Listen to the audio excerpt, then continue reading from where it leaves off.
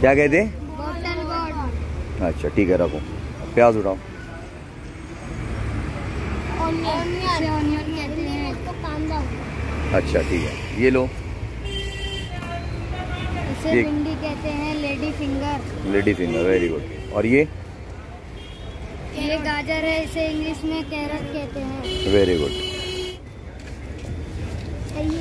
ये शलजम है, इंग्लिश में इसे बीट रूट कहते हैं। ठीक है। हाँ, इसको इसे बैगन कहते हैं और इसे इंग्लिश में ब्रिंजल बोलते हैं। हाँ, इसको उसको दो हाथ में, दूसरे को क्या कहते हैं इसको? पता, वो भी बोलता है और इंग्लिश में कैबेज। कैबेज कहते हैं, वेरी गुड। ओके। ये नींबू है, इसे हिंदी में नींबू कहते हैं और इंग्लिश में इसे लेमन कहते हैं। वेरी गुड, ठीक है। चलो तो